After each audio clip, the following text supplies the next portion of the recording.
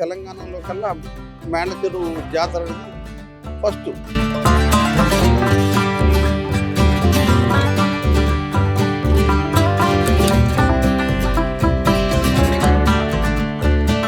అప్పట్లో కూడా మేనచెరులో కానీ మఠంపల్లిలో కానీ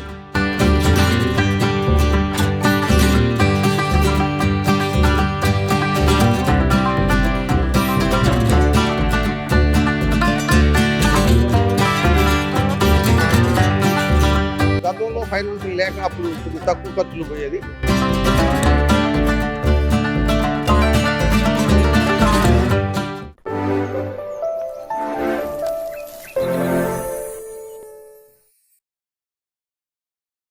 నా పేరు బండి భిక్షమయ్య, మేలచెరువు మండలం, సూర్యాపేట జిల్లా, తెలంగాణ. ఈ రోజు మేలచెరువు మహాశివరాత్రి జాతర జరుగుతుంది. ఈ జాతరకి దాదాపుగా మా జ్ఞాపకం నుంచి 40 నుంచి 50 సంవత్సరాల నుంచి ఇక్కడ మహాశివరాత్రి జాతర గొప్పగా జరిగింది. ఈ జాతరకి ఎద్దుల పందాలు, తర్వాత కబడ్డీలు, తర్వాత ఇంకా ప్రభలు, సాంస్కృతిక కార్యక్రమాలు అన్ని కూడా జరుగుతుంటాయి. 5 రోజుల కార్యక్రమం జరిగింది ఇక్కడ. ప్రతి సంవత్సరం కూడా 5 రోజులు జాతర జరిగింది.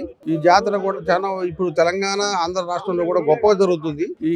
ఇక్కడ జరుగుతున్నటువంటి ఎద్దుల పందాల కార్యక్రమం కూడా 2 రాష్ట్రాల్లో కూడా చెప్పుకోదగ్గదు. కాబట్టి దాదాపుగా ఒక 150 నుంచి 200 జతల ఎద్దులు ఈ పందాలకు పాల్గొంటున్నాయి. దాదాపుగా 2 రాష్ట్రాల నుంచి కూడా పాల్గొంటాయి. వాళ్ళకు కూడా అన్ని సౌకర్యాలు, భోజన సౌకర్యాలు, అన్ని సౌకర్యాలు ఏర్పాటు చేయడం జరుగుతుంది. ఈ దాదాపుగా ₹1 కోటి ప్రైజులు, ఎద్దుల వరకే ₹1 కోటి ప్రైజులు మనీ ఈ రోజు కూడా జరుగుతుంది. తర్వాత ఇంకా కూడా కార్యక్రమాలు ఉన్నాయి, వాటికి కూడా ప్రైజులు ఉంటాయి. ఇక్కడ 8 విభాగాలు జరుగుతున్నాయి. 8 విభాగాలలో ఫస్ట్ పాల పండ్లు ఒక జత, తర్వాత 2 పళ్ళై ఒక జత, 4 పళ్ళది 3వ జత, 6 పళ్ళై 4వ జత, తర్వాత కేటగిరీ ఒక జత, తర్వాత సబ్ జూనియర్ ఒక జత, నెక్స్ట్ జూనియర్ ఒక జత, లాస్ట్ సీనియర్. మొత్తం 8 సైజులుగా 8 సైజులు జరుగుతాయి. 8 సైజులు కూడా ఒక్కొక్క సైజుకి 15 నుంచి 20 జతలు వస్తున్నాయి. 20 జతలు కూడా దాటుతున్నాయి ఒక్కొక్క సైజుకి. దాదాపుగా బ్రహ్మాండమైన ప్రదర్శన కూడా జరుగుతున్నది. ఇక్కడ ₹1 కోటి, ప్రతి సంవత్సరం కూడా ₹1 కోటి ఈ జాతర సందర్భంగా శాంక్షన్ చేయడం జరుగుతుంది. ఈ జాతరకు కూడా అన్ని కార్యక్రమాలకి, అన్ని ఏర్పాట్లకి, అన్నదాన కార్యక్రమాలు కూడా మంచి బ్రహ్మాండం జరుగుతున్నాయి. దాదాపు 5 రోజులు కూడా అన్నదాన కార్యక్రమం జరుగుతుంది. ఈ శ్రీకారం అనేది ఇది మేము మా జ్ఞాపకం వరకు ముందు నుంచే జరుగుతుంది. ఇది దాదాపుగా ఇది ఇప్పుడు 100 సంవత్సరాలు ఎక్కువనే అయింది. అప్పటికి కూడా జరుగుతూనే ఉంది. ఎప్పుడో మా తాతల పురాణ కాలంలో దాదాపు అది 11వ శతాబ్దం నుంచి మొదలైనది అనేది ఒక ఊహాగాన. మేము మా నాన్నగారితో ఇక్కడ పందాలకి, నేను 5వ తరగతి చదివేటప్పటికి నా వయసు అప్పుడు 8 సంవత్సరాలు 9 సంవత్సరాల వయసు ఉంది. అప్పుడు మీ ఎద్దుల పందాలన్నా, ఈ కబడ్డీలు, ప్రభలు అంటే కూడా అప్పుడు కొద్దిగా ఊహాగాన వచ్చింది. అప్పటి నుంచి కూడా ఇప్పటిదాకా మేము ఈ చూసుకుంటూనే ఉన్నాం. మా ఎద్దులు ఉన్నాయి, మాకు కూడా ఉన్నాయి ఎద్దులు, కానీ ప్రైజ్కి వచ్చి రాలేదు. కానీ మాకు కూడా ఎద్దులు ఉన్నాయి, వ్యవసాయం ఉంది. మా బంధువులు చాలా మంది వీటిలో కూడా పాల్గొన్నాయి. మాకు గుర్తున్న నక్క బాలరెడ్డి గారి ఎద్దులు అంటే మేలచెరువులో అప్పట్లో పేరు చాలా గొప్ప. ఇది 75లో 76లో అక్కడి నుంచి 80 వరకు కూడా 80 దాకా పాల్గొంది. దాదాపు 10-15 సంవత్సరాల పందాలలో పాల్గొన్నది నక్క బాలరెడ్డి గారి ఎద్దులు అంటే. అప్పట్లో మంచి పేరు ఉండేది. ఇప్పుడు కేటగిరీలు అని ఉండకపోయేది. చిన్న సైజు, పెద్ద సైజు అని 3 ఉండేది. ఇవి పాల పండ్లు ఇవన్నీ నెక్స్ట్ ఇవన్నీ తర్వాత ఇవన్నీ ఒకదానికి కూడా పెరిగినాయి. కానీ అప్పుడు బండి పందెం, బండి లాగుట, బండ లాగుట అన్ని 2 రకాల పందాలు పెట్టేవాళ్ళు. బండి లాగటం ఒక సైజు పెట్టేవాళ్ళు, బండ లాగటం ఒక సైజు పెట్టేవాళ్ళు. ఎద్దులు అంటే ఆ రోజులలో వ్యవసాయం చేసుకుంటూ నాటుగా ఈ పందాలు కొట్టేటోళ్ళు. పందాలు సపరేట్గా పందానికని పెంచకపోయేవాళ్ళు. అప్పుడు వ్యవసాయం చేసుకునేటోళ్ళు, వ్యవసాయం చేసుకొని మళ్ళీ ఇలాంటి పందాలలో ఎక్కడైనా వచ్చినప్పుడు పందాల్లో కూడా పాల్గొనేవాళ్ళు. కానీ ఇప్పుడున్న పరిస్థితులలో, ఇప్పుడున్న ఒంగోలు జాతి ఎద్దులు అని ఒక ప్రత్యేకత ఏర్పడ్డ తర్వాత సపరేట్గా ఒక పందాలకు మాత్రమే వీటిని సాధడం జరుగుతుంది. వాటిని పోషించడం జరుగుతుంది. పోషించడం కూడా లక్షలు, వేల కోట్ల ఖర్చు జరుగుతున్నాయి. ఇలా కొనుగోలు చేయాలంటే కూడా ఎద్దులు ఒక్కొక్కటి కూడా లక్షలు, కోట్ల ఖర్చులు ఉన్నాయి. ఇప్పటికీ అప్పటికి చాలా మార్పు వచ్చింది. మా నియోజకవర్గంలో ఉంటాడు, హుజూర్నగర్లో ఉంటాడు డిఎస్పీ గారు. దాదాపుగా ఆయనకు 10 జతల మెయింటెనెన్స్ ఉంది. మంచి ప్రైజులు కొట్టి వారికి కూడా దాదాపు 5 నుంచి 6 జతలు దాకా ఉండే వాళ్ళకు కూడా ఈ తెలంగాణ ఏరియాలో మాకు తెలిసినంత వరకు అలాంటి ఇప్పుడు బ్రహ్మాండం ఇప్పుడు కూడా పందాలలో పాల్గొంటూనే ఉన్న వాళ్ళు జరిగింది. ప్రజెంట్గా ఉన్న పశు పోషకులలో మీకు జొన్న కానీ, గడ్డి ఇతర జాతులు కానీ పెరగడానికి కూడా మంచి నాణ్యత కల భూములు ఉన్నాయి.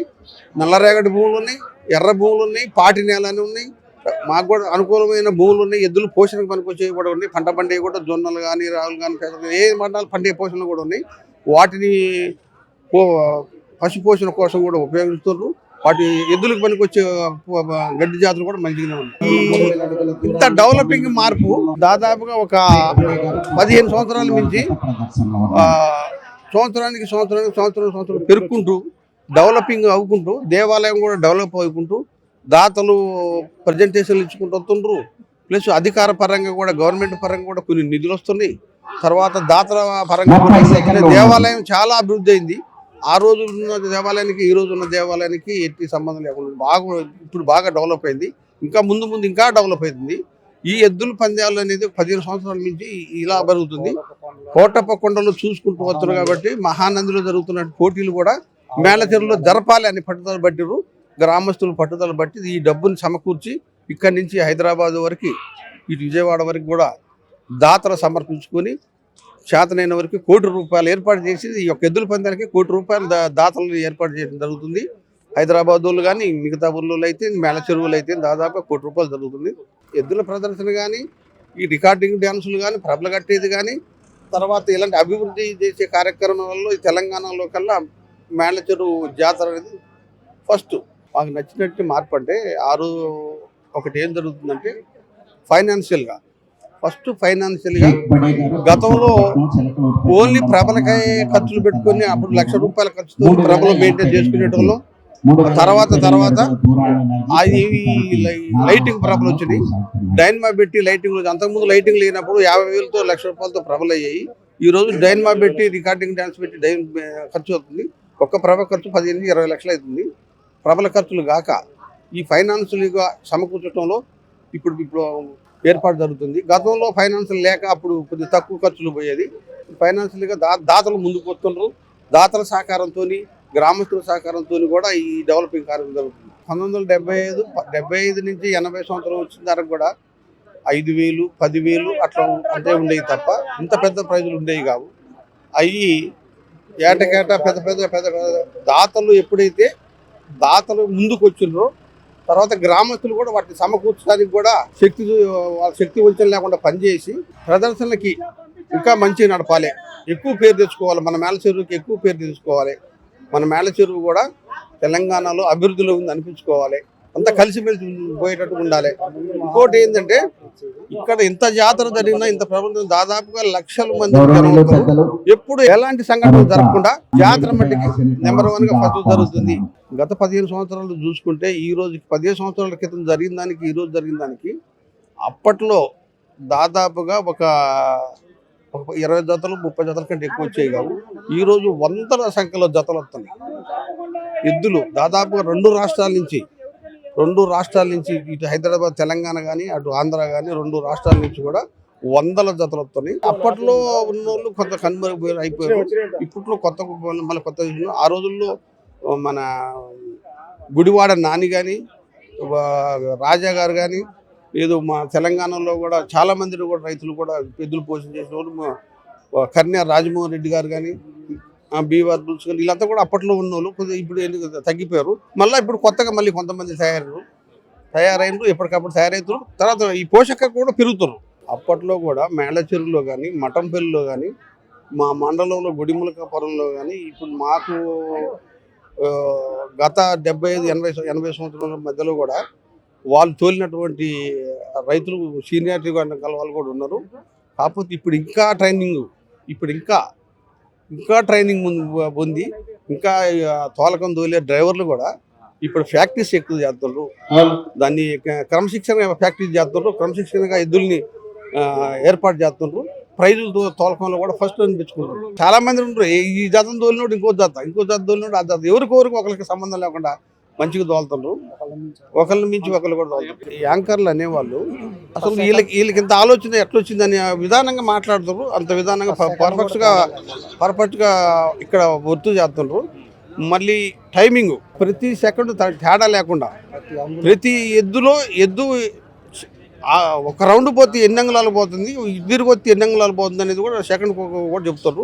దాని తర్వాత ఎటువంటి రిమార్కులు లేకుండా ఎటువంటి రిమార్క్ లేకుండా కూడా యాంకర్లు అనేవాళ్ళు నెంబర్ 1 పర్ఫెక్ట్ పని చేస్తుంటారు. మేము ఎప్పుడైనా ఆ శివుడికి చేయడానికి సిద్ధంగానే ఉంటాము. ఇప్పుడు కాదు, మేము దాదాపుగా ఒక 30 సంవత్సరాలు 40 సంవత్సరాల నుంచి కూడా మేము ఎప్పుడు ఈ శివరాత్రి జాతర వచ్చిందంటే మేము పూర్తిగా కష్టపడి దాదాపు నెల రోజులు ప్రభకు సందాలకు కానీ ఈ దేవాలయ అభివృద్ధికి కానీ ఇంట్లో పని చేసుకోవడానికి కానీ నెల రోజులు కష్టపడాల్సిన సమయం.